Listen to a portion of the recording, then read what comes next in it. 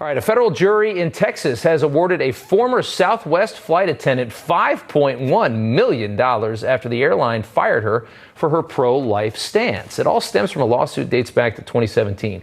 Charlene Carter discovered the president of the union that she was a part of attended the Women's March in D.C., which of course is funded by Planned Parenthood. Carter criticized the union's participation on social media, a very political thing for a union to be doing, sending messages to the union leader telling her she may support a recall effort against that president of the union. Shortly after this, Charlene Carter found herself fired. She then sued the airline and the union. Carter joined that union in 1996, and resigned in 2013 after realizing that her religious views don't align with theirs.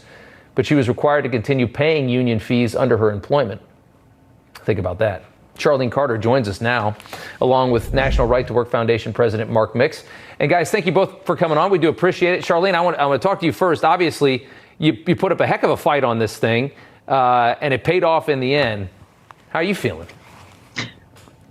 I'm still kind of in shock and pinching myself. It's finally come to. It's been five plus years fighting this, and I finally have my day in court. And I'm so thankful for the National Right to Work Foundation with Mark Mix being the headlining spokesperson for them. The foundation has done an amazing job for me, but ultimately I'm praying that this is a huge win for workers all across America.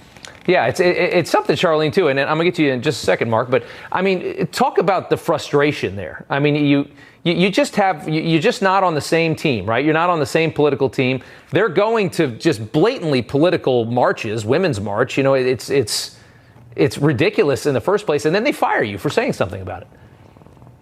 That is correct. The union president took about 20 women. We paid for all of their, travel expenses, their lodging, their, eating out, whatever else that they decided they wanted to do on our dime, but also represented us as flight attendants there at this march. And we didn't know it as flight attendants until after the fact that they had done this. They didn't come to us and tell us that they were going to be doing this. Of course not, because they knew so many of you would be outraged by it. They're not dumb. Mark, talk about the insidious nature of some of these unions. You see, all these unions are always out there for liberals, and they don't represent everybody that's inside the union. Talk about that.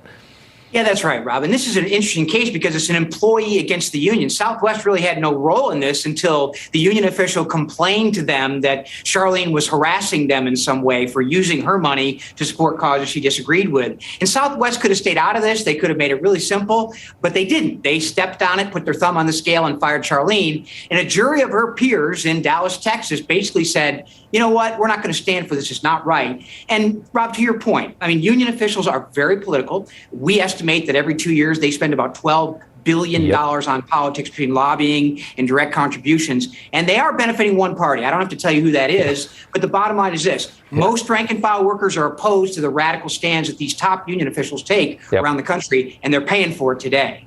Charlene, what kind of sports car are you going to buy? You know what? We're still, and I didn't get into this for the money. I got into it to make some change. I know you did. But I'm still amazed that we got to this point.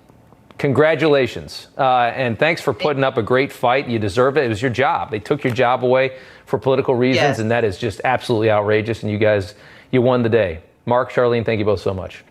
Thank you.